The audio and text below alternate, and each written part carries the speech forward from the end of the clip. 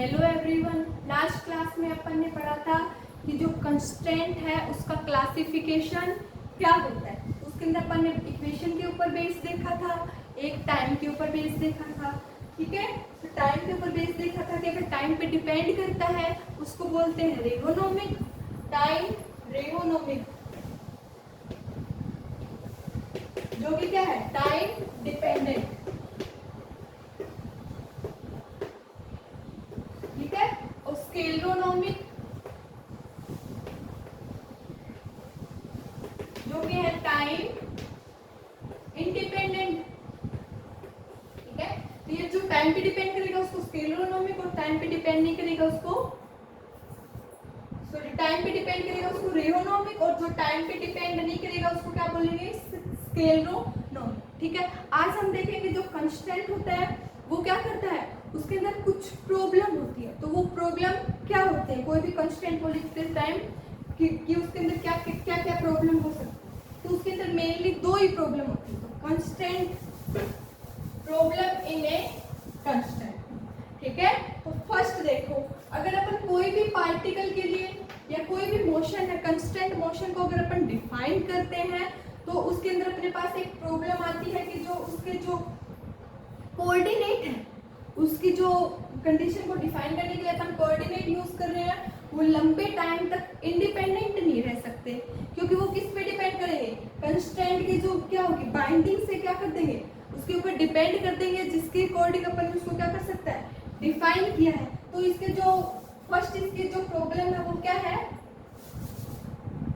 Heading है problem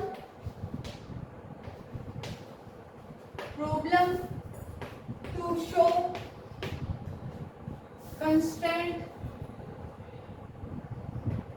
of a motion, constant motion लिख दो, या फिर मोशन ऑफ सिस्टम, या फिर टू डिफाइन। दो कंडीशन प्रॉब्लम आती है, first coordinates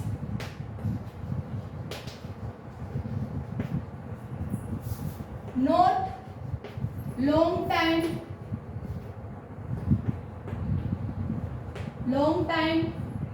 independent.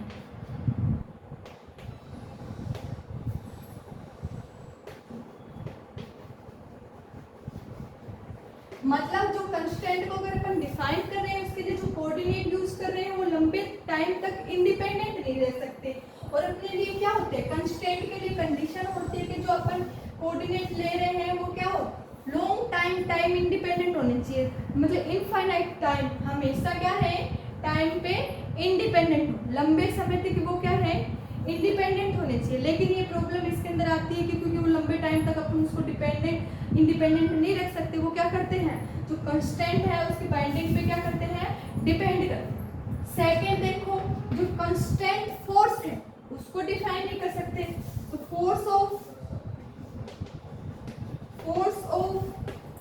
Constant do not define by constant motion.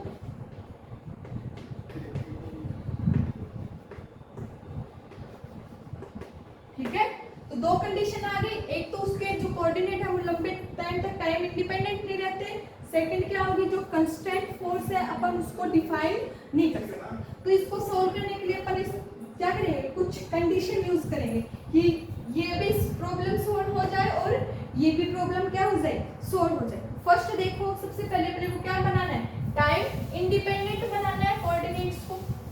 ठीक है, तो मैंने क्या ले लिया, मैंने एक n पार्टिकल सिस्टम ले लिया, एक ऐसा सिस्टम ले लिया जिसमें n नंबर ऑफ क्या है पार्टिकल। तो let's take a n particle system. ठीक है, तो अपन ने क्या ले लिया, एक n पार्टिकल सिस्टम ले लिया। अब मान लो एक पार्टिकल को डिफाइन करने के लिए अपने को कितने कोऑर्डिनेट चाहिए, 3 कोऑर्डिनेट चाहिए, और ये ही क्या होते हैं इसके डिग्री ऑफ फ्रीडम होते हैं। तो अपन को अगर n पार्टिकल है तो कितने डिग्री ऑफ फ्रीडम चाहिए, 3n। तो in n particle to show have to define this system.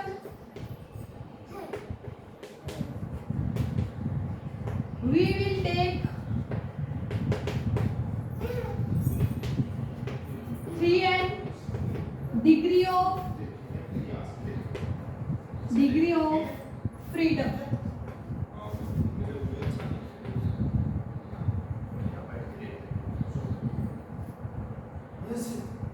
Degree of freedom, जिसको डिनोट करते हैं DOF, degree of freedom.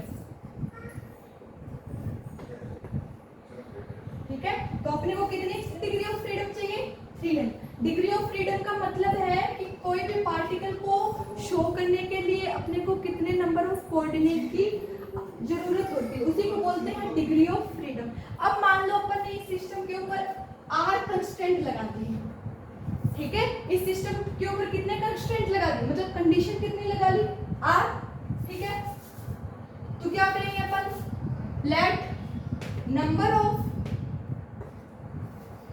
Constant कितने हैं ऑन द सिस्टम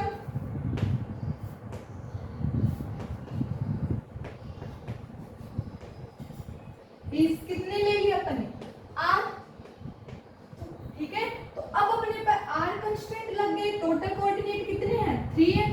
तो इंडिपेंडेंट कोऑर्डिनेट कितने बच गए? 3n minus R। देन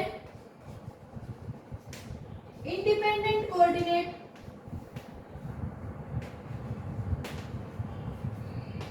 कितने हो गए? 3n minus R। ये अपने पास क्या बच गए? 3n minus R independent coordinate बच गए, जो कि क्या कर रहे हैं? इस सिस्टम को क्या कर रहे हैं? फ्रीली डिफाइन करते हैं। ठीक है, अब जो ये 3n minus R independent coordinate बचे हैं, इनका एक अपन अलग से सिस्टम बनाएंगे। ठीक है, उसको क्या बोलेंगे? इंडिपेंडेंट कोऑर्डिनेट सिस्टम, या फिर उसको बोलते हैं जनरलाइज्ड कोऑर्डिनेट सिस्टम। ठीक है, और जो इंडिपेंडेंट कोऑर्डिनेट है उनको बोलते हैं जनरलाइज्ड कोऑर्डिनेट। ठीक है, जो ये इंडिपेंडेंट कोऑर्डिनेट बचे हैं उनको क्या बोलेंगे? Generalized coordinate. ठीक है, तो जनरलाइज्ड कोऑर्डिनेट का मतलब क्या हो गया? वो किसी सिस्टम के वो कोऑर्डिनेट जो क्या है? इंडिपेंडेंट है, उन्हें इंडिपेंडेंट कोऑर्डिनेट को क्या बोलेंगे? Generalised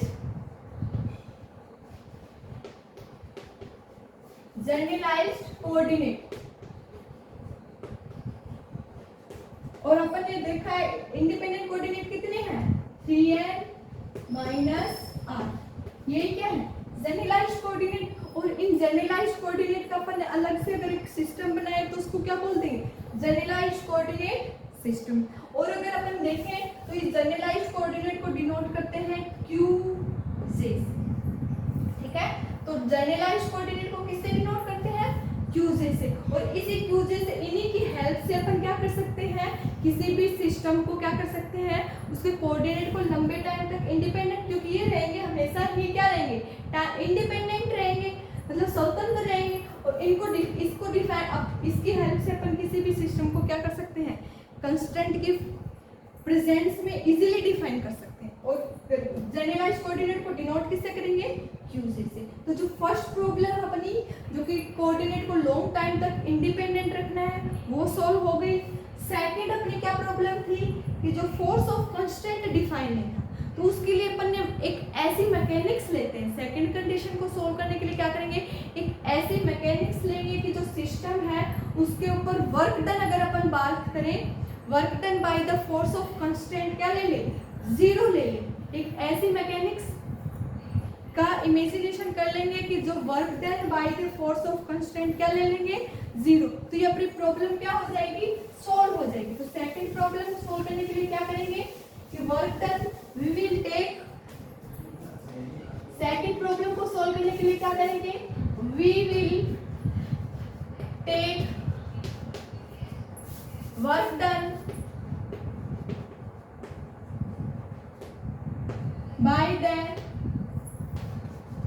by the force of constant is always always 0। तो अपनी जो सेकंड प्रॉब्लम है फोर्स की वो भी क्या हो जाएगी सोल्व। इस टाइप से अपन क्या कर सकते हैं, एक तो जर्नलाइज्ड कोऑर्डिनेट ले लेंगे जो कि क्या रहेंगे हमेशा इंडिपेंडेंट, और एक सेकंड ले लेंगे जो फोर्स ऑफ कंस्टेंट है वो हमेशा क्या रहेगा 0 रहेगा। तो अपनी जो कंस्टेंट को शो करते समय, कंस्टेंट मोशन को शो करते समय अपने जो प्रॉब्लम आ रही थी तो उन दोनों का क्या हो जाएगा सॉल्यूशन हो जाएगा। ठीक है, इसी पे बेस्ड एक जो डी एल्बर्ट नाम से साइंटिस्ट था उसने इसके जो जनरलाइज्ड कोऑर्डिनेट के फॉर्म में कंस्टेंट मोशन को क्या किया था डिफाइन किया था। उसके बारे में डिस्कस अपन नेक्स्ट क्लास में करेंगे। आज के लिए इतना ही, थैंक यू।